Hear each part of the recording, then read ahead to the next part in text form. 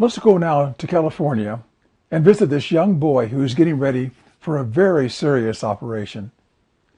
His parents are Christians, and it's kind of neat. At the supper table in the evenings, they talk a little bit about Bible stories. Of course, they're age appropriate. And one of the other things they do is they memorize verses, just a verse here and a verse there to help them along the road of life when they get into trouble. Now, again, this is a very serious operation that this boy is going to have, and he does have it. And he comes through successfully. And he's in the recovery room, and the parents are there with the doctor, and the parents say, he's laying awful quiet there. He's not moving anything. How long will it be before he actually recovers?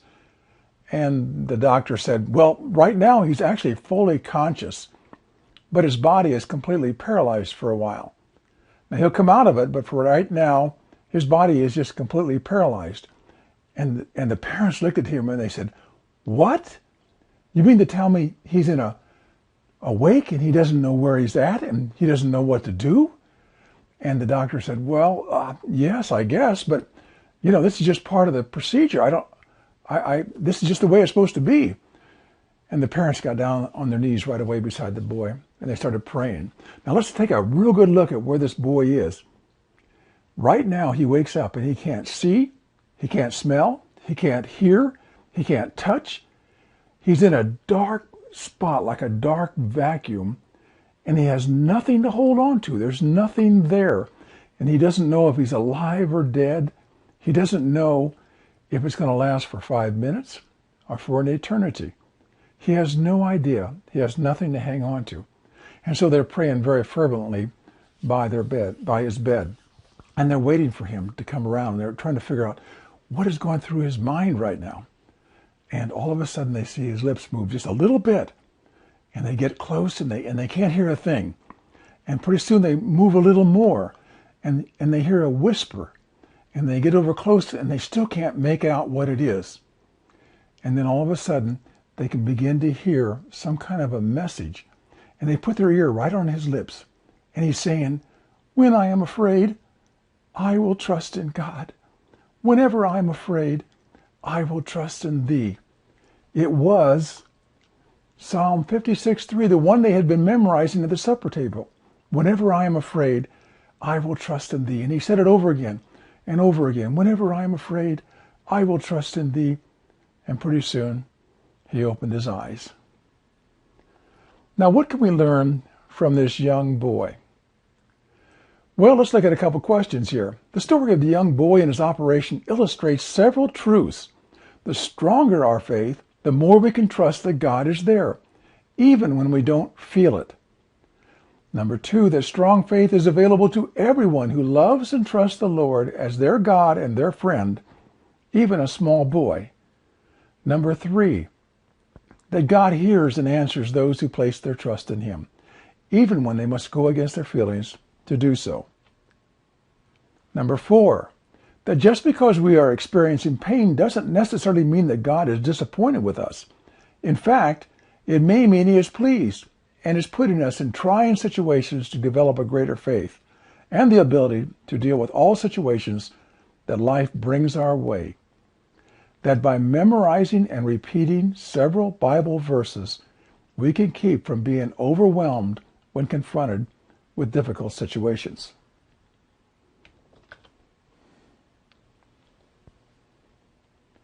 Like knights of old, Christians are dedicated to the Lord's service. In this great service, all of us are equal in value with differing gifts, responsibilities, and gender. That's the neat thing about Christianity. God is no respecter of persons, it says. It doesn't mean that he doesn't love. He loves greatly. But he doesn't look at us as having differing values like we do with one another. We think a man that is very gifted is more valuable than one that is not. That is not correct. As far as Christianity is concerned, as far as the God of this universe is concerned, we are all the same, whether you are male or female. It makes no difference in your value. Whether you are greatly gifted or you have just a few gifts, it makes no difference in God's sight. He gives you the gifts and responsibilities and the gender. And there is no difference in value. Next, the Holy Spirit leads us into difficult situations to help us to mature, to be a help to others, and to grow fruit. For instance, let's check this out about the value. In Luke 21, and he saw also a poor widow casting in 2 mites. And he said, of a truth I say unto you, that this poor widow has cast in more than they all. For all these have of their abundance cast in unto the offerings of God. But she of her penury hath cast in all the living she had. Now let's step back and take a look at this. She gave everything she had. That means that we give up all of our stocks, all of our bank accounts. Actually, it means that we sell most of our possessions, I would think, and put that cash in the church box. And it probably even filters down, trickles down to the change that's in our pockets. Now, we need the people with the money, the other men that are on here. I mean, the temple could not live with her 2 mites, but it's a sacrifice she made. And she was probably unnoticed by them. If somebody would have said, hey, this is one of the greatest examples in the whole city, they would have laughed and scoffed at that. You know, as it says here, only God knows the impact of our service. Only Christ may have noticed at that time. Millions have been influenced since. Others are not good judges of our contribution to God's service. Only God knows the impact of our lives. Consider a mother that sincerely and persistently prays for her children, and the effects are felt for generations. Consider the following Ethiopian proverb. If you think you're too small to make a difference, you have never spent the night with a mosquito. Now, some of you may go to the South Pacific, and that's wonderful. Maybe God calls you to do that, to work with these people and to help them to overcome their fear and their selfishness and turn to the living God. And some of you may go to other parts of the world. This amazing partnership that we have and the motivation it provides equips us to do anything that God desires us to do. It gives us the confidence that God is with us, and whatever He wants us to do, not necessarily what we want, but what He wants us to do, we are equipped to do it. Our contribution to the kingdom may not look big to others, but only God knows the full impact of our service. God is with us. That is all that matters. Let's look at a few faith questions here.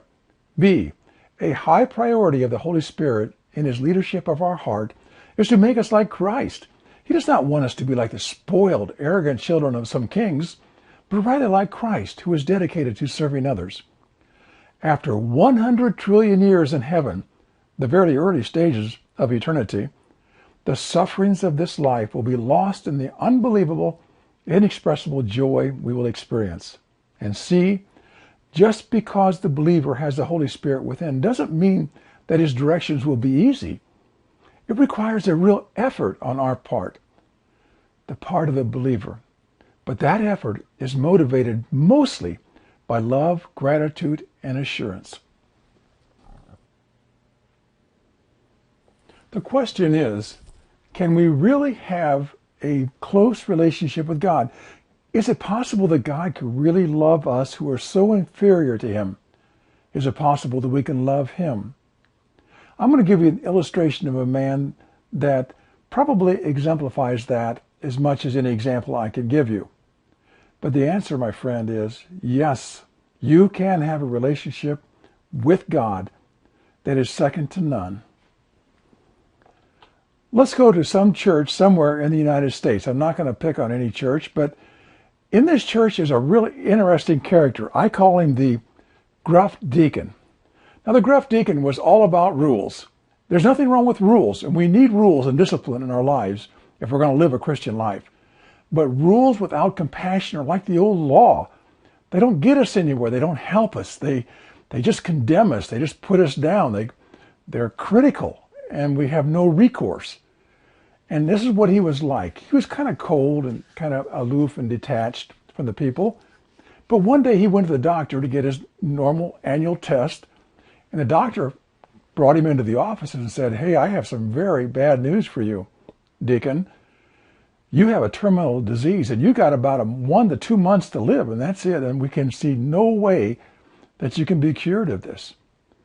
Now, the deacon was absolutely crushed because he didn't have anything to fall back on. He didn't have the love of God necessarily. He just had a bunch of rules that were cold and didn't help him very much. So he went home, he told his wife, and he fell into a depression. And he just couldn't seem to get out of it. He just couldn't seem to get above it.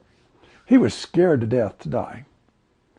And so his wife called an old friend that he used to have years ago. They used to be very close, and asked him if he would come. And he was living in another state. And he said, "Yeah, give me about a week and I'll be there." So he showed up one day, and from morning till evening, they talked. Now, at first, the deacon wasn't very communicative because of what his depression and discouragement. But the friend kept drawing him out and drawing him out. And finally, he just told him, he said, "Listen, what you have to do is learn to know God. You need to know him not so much only as a judge, but you got to know him as a friend. He died on the cross for you. He loves you very much. You need to talk to him as you would a loving father, and just pour out your heart to him. Tell him everything. Tell him about your fears. Tell him everything." Well, he then walked over to an old chair that was sitting by the bed, and he set it beside the bed and he said, "You just picture that God is here, and I believe that he will be, and you just talk to him like you've talked to me." And he left. And about 2 weeks later, the wife of the deacon called him and said, "Hey, I don't know what you two talked about, but I have never seen so much of a change in this man. He's warm, and he's excited about serving God. He reads his Bible, not necessarily because he has to all the time. Sometimes he does, but most of the time because he really wants to. And he spends time in prayer." And before, I heard him kind of have these mechanical prayers, but in these prayers, he kind of pours out his heart to God. And he's so warm, and I'm falling in love with him more than I ever have before, deeper than I ever have before. And the kids are coming back, and they're talking to him. He used to be kind of hard on them, but now they're coming back, and his friends are stopping by. And he listens now. And you can tell he's compassionate. Even though he gives good biblical answers, you can feel the compassion and the love in what he's doing. And another month went by, and the wife called back to the friend again, and she was crying. And she said, "Well, last night the deacon died, and we all miss him so very much. You know, before he died, we were talking, and he was no longer afraid to die. He was gone home to see somebody he loved. And we were all standing around the bed, and it seemed like his breathing got kind of shallow and shallower, and we knew his time was just about up. And it seemed like just about at the point of death, with a great effort, he rolled up on his side, and he placed his head on that old chair beside his bed."